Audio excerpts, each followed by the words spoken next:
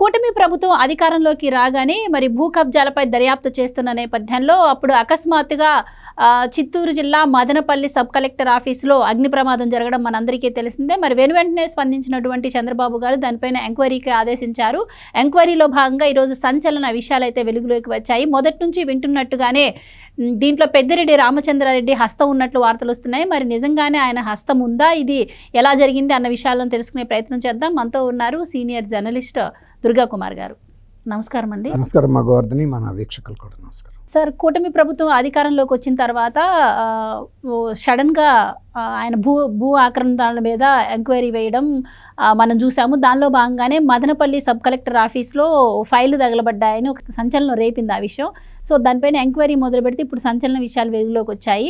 దీంట్లో పెద్దిరెడ్డి రామచంద్రారెడ్డి పిఏ పేరు కూడా వినిపిస్తోంది. ఇదంతా కూడా ఉద్దేశపూర్వకంగానే భూ ఆక్రమణల సాక్ష్యాధారాలను తారుమారు చేసేందుకే జరిగింది అని చెప్పి ఈరోజు ఎంక్వైరీలో తేలినట్టు తెలుస్తోంది. సో మీరేం చెప్తారు దీని గురించి?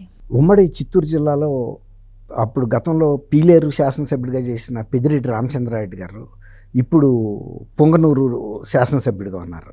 కానీ ఆయన అప్పుడు గతంలో కాంగ్రెస్ పార్టీలో ఉన్నప్పుడు కూడా చాలా పెద్ద ఎత్తున అటవీ భూములు, చాలా 22A భూములు, అసైన్డ్ భూములు ఆక్రమించాడనే ఫిర్యాదులు ఉన్నాయి. ఆయనే కాకుండా ఆయన బంధువులు, తర్వాత కొంతమంది ఆయన సన్నిహితులు కూడా ఆక్రమించారనేది బాగా ఫిర్యాదులు ఉన్నాయి. ఆ ఫిర్యాదుల మీద అసలు ఇంకోటి ఏంటంటే 2019 నుంచి 24 వరకు ఆంధ్రప్రదేశ్లో చాలాసార్లు ఈ భూ కుంభకోణాలు జరిగినాయి. ఎందువల్లంటే వైఎస్ఆర్సీపీ నాయకులు చాలామంది ఆ పార్టీలో చేరిన ఉద్దేశమే ఇటువంటి అక్రమాలు చేయాలనే ఉద్దేశం మీద చేరారు. గతంలో ఇప్పుడు కూడా ఇటువంటి సందర్భం వాళ్ళకి దొరకలేదు.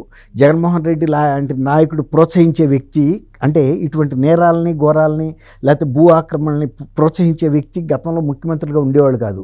ఎందుకంటే పార్టీ బదనాం అవుతుంది, మనం కూడా బదనాం అవుతాము. ఎవరన్నా చేస్తున్నా కూడా వాటిని ఖండించి వద్దురా బాబు ఇట్లాంటివి చేయొద్దు, కావాలంటే మీకు ఏదైనా వేరే సహాయం చేస్తామని చెప్పి తప్పించేవాళ్ళు. ఎందుకంటే ప్రభుత్వం మీద ఒక నింద వస్తుందని. కానీ ఈ 5 ఏళ్లలో అంటే 2019 నుంచి 24 లోపల వైఎస్ఆర్సీపీ ప్రభుత్వంలో మరీ ముఖ్యంగా ఇట్లా పెద్దిరెడ్డి రామచంద్రారెడ్డి లాంటి సీనియర్లు బరి తెగించారు. వైజాగ్లో కానివ్వండి, ఇక్కడ మదనపల్లి చిత్తూరు జిల్లాలో. అప్పుడు జూలై 21వ తారీఖున సబ్ కలెక్టర్ కార్యాలయంలో రికార్డు రూమ్ని తగలపెట్టడం పెద్ద సెన్సేషన్ అయింది. ఆ రోజున పెద్ద రాష్ట్ర వ్యాప్తంగా ఒక గగ్గోలు ఏర్పడింది. కావాలని ఉద్దేశపూర్వకంగా దాన్ని చేశారనేది. అది దాని మీద మీరు అన్నట్టు ఆ రోజున అప్పుడే ద్వారకా తిరుమలరావు గారు కూడా కొత్తగా డీజీపీగా బాధ్యతలు స్వీకరించారు. స్పెషల్ సెక్రటరీ రెవెన్యూ సిసోడియా గారు, వీళ్ళందరూ కూడా ఉన్నతాధికారులు, తర్వాత ఈ ఎలక్ట్రిసిటీకి సంబంధించిన నిపుణులను కూడా పిలిపించారు. ఎందుకంటే ఏమైనా షార్ట్ సర్క్యూట్ మూలాన జరిగిందా, ఎందుకు జరిగింది అనేది చాలా క్షుణ్ణంగా పరిశీలించారు.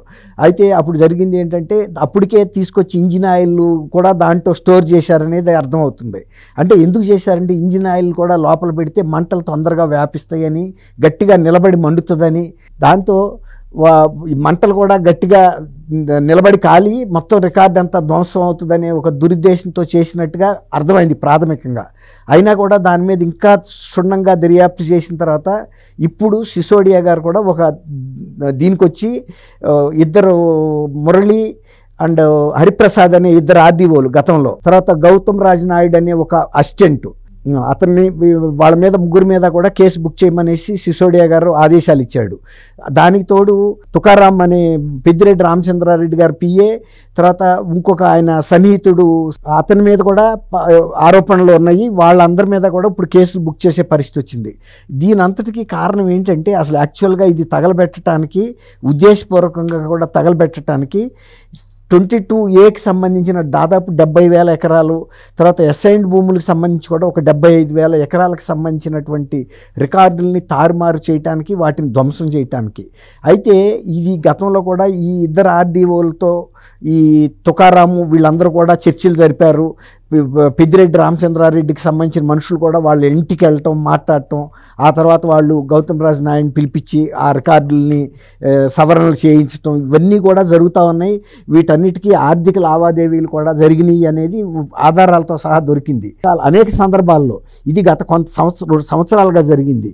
ఇప్పుడు అతను మురళి అనే వ్యక్తి అప్పటికి ట్రాన్స్ఫర్ వెళ్ళిపోయినా కూడా ఆ ఫైర్ యాక్సిడెంట్ జరిగిన రోజు ఆయన కూడా మదనపల్లిలో ఉన్నాడు, హరిప్రసాద్ కూడా ఉన్నాడు.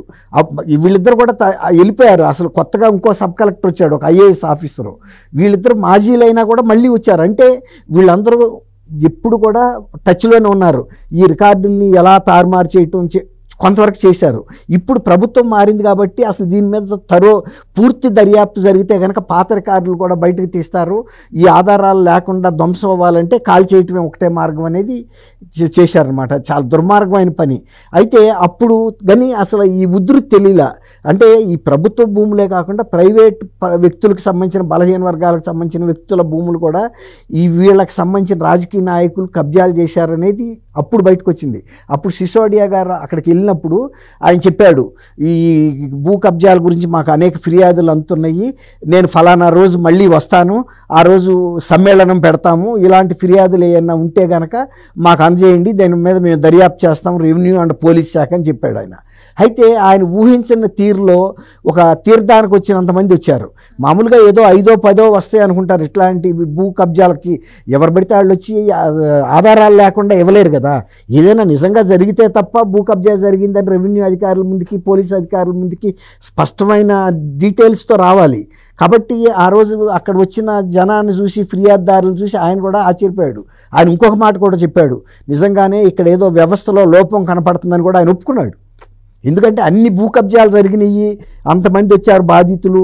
తర్వాత బాధితులు కూడా రకరకాల ఇబ్బందుల్లో ఉన్నారు వాళ్ళు. అసలు అంటే ఒక వర్గం వాళ్ళు కాదు, ఒక ఊరు వాళ్ళు కాదు, ఒక మండలం వాళ్ళు కాదు. జిల్లాలో రకరకాల మండలాల్లో, రకరకాల గ్రామాల్లో వివిధ రంగాలకు చెందిన వ్యక్తులు రావటం. కొంతమంది మాజీ పోలీస్ అధికారులు కూడా వచ్చారు, మా భూములు కూడా ఆక్రమణకు గురైనాయి అని. అట్లాంటి పరిస్థితి చూసిన తర్వాత సిసోడియా గారు కూడా ఒక ప్రత్యేక కార్యదర్శి అయ్యుండి రెవెన్యూకి ఒప్పుకోవాల్సి వచ్చింది. ఎందుకంటే మరి వాస్తవం ఇంతమంది రావటం అనేది నిజంగా ఇప్పుడు నేను కూడా చూడలేదు నా సర్వీసులో, ఎక్కడో లోపం జరగబట్టే జరిగింది అని. అందువల్లే దీని మీద ఇంత ప్రత్యేకమైన దర్యాప్తు చేసి ఇప్పుడు 2 ఆర్డీఓల్ని, ఒక అసిస్టెంట్ని, రికార్డ్ అసిస్టెంట్ని, తుకారాంని, తర్వాత ఆయన ఫ్రెండ్ అలాగే మాధవరెడ్డి, వీళ్ళందరూ కూడా పాత్రదారులు. వీళ్ళు గతంలో ఉన్నటువంటి మురళి అండ్ హరిప్రసాద్ ఆర్డీఓలతో కూడా పరస్పరం తరచూ చర్చలు జరిపి ఇదంతా కుంభకోణాన్ని కొనసాగించారనేది కూడా ప్రూఫ్స్ తెలిసినాయి. ఇప్పుడు దాని మీద కేసు బుక్ అయింది, ఆధారాలు కూడా దొరికినాయి అనేది స్పష్టంగా తెలుస్తుంది. కాబట్టి ఇక్కడ రికార్డు కొంత పోయినా కూడా కలెక్టర్ ఆఫీసుల్లో కూడా దీనికి సంబంధించిన రికార్డు ఉండే అవకాశం ఉంటుంది. ఆ సంబంధిత రికార్డులు ఇతర ప్రాంతాల నుంచి కూడా కొంత సేకరించి కింద ఆఫీసుల్లో కొన్నిసార్లు దొరుకుతుంది. ఇలా పట్టుకుని మొత్తం మీద కేసెస్ అయితే ఫైల్ అవుతాయి. ఈ ప్రభుత్వ భూములకి సంబంధించి అసైన్డ్ భూములు 22A భూములు ఎవరైతే ఆక్రమించారో వాళ్ళ దగ్గర నుంచి ఇప్పుడు కూటమి ప్రభుత్వం ఖచ్చితంగా వసూలు చేసినప్పుడే ప్రజలకు కూడా ఒక న్యాయం. సార్, కూటమి ప్రభుత్వం వచ్చాక భూ అక్రమంగా కబ్జా చేసిన వాళ్ళ గురించి ఒక కొత్త చట్టం కూడా తీసుకొచ్చింది. సో ఆ చట్టం దీనికి వర్తించే అవకాశం ఉందంటారా? ఖచ్చితంగా. ఇప్పుడే కదా ఈ విచారణకు వస్తాయి. ఇప్పుడు ఈ చట్టం కిందే వాటిని విచారించాల్సి వస్తుంది. మీరు అన్నట్టు ఇప్పుడు 10 ఏళ్ళు జైలు శిక్ష, తర్వాత భూమి వాల్యూ ప్రాతిపాదిక మీద పెనాల్టీ, అంటే దాన్ని ఏమంటాం, పెనాల్టీని జరిమానా, ఆ జరిమానా కూడా వేస్తారు. సపోజ్ ఇప్పుడు అసైన్డ్ భూమి, గవర్నమెంట్ భూమి ఇంత ఆక్రమించారనుకోండి, దాని వాల్యూ చూసి దానికి 3 times 4 times ఎక్స్ట్రాగా పెనాల్టీ కూడా వేసే అవకాశం ఉంది. అప్పుడు కానీ ఈ భూ కబ్జాదారులకు బుద్ధి రాదు. గతంలో భూ కబ్జాలు చేస్తే అసలు పెద్ద శిక్షలు ఉండేవి కాదు, అసలు రుజువు అయ్యే అవకాశం కూడా ఉండేది కాదు. తర్వాత వీళ్ళే ఆక్రమించేసుకుని దాన్నే రెగ్యులరైజ్ చేసుకునేవాళ్ళు. ఇప్పుడు పెద్దిరెడ్డి రామచంద్రారెడ్డి గారు ఇప్పుడు కాదు, దాదాపు 20-25 ఏళ్ళ నుంచి కూడా ఆయన మీద అటవీ భూములు భారీ ఎత్తున కొట్టేసి వాటిని మామిడి తోటలు, ఇతర తోటలు, పళ్ళ తోటలు పెట్టాడనే ఆరోపణలు పీలేరు చుట్టుపక్కల గ్రామాల్లో ఉన్నాయి. కాకపోతే ఎవరు ఇంతవరకు పట్టించుకోవాలి. కనీసం ఇప్పుడు ఈ కూటమి ప్రభుత్వం అయినా కనుక అన్నీ బయటికి తీసుకొచ్చి కనీసం వాటిని మళ్ళీ అటవీ శాఖకు కనుక హ్యాండ్ ఓవర్ చేస్తే అటవీని అభివృద్ధి చేస్తారు. చాలా అటవీ ప్రాంతం కోల్పోయింది ఆ ప్రాంతం. దాంట్లో మళ్ళీ కొత్తగా సామాజిక అటవీ పథకం కింద అయినా అభివృద్ధి చేయాల్సిన అవసరం ఉంది పీలేరు ప్రాంతంలో. Right sir, thank you so much. Thank you అమ్మ గోవర్ధని, మన వీక్షకులకు. Please subscribe to Leo news for more videos.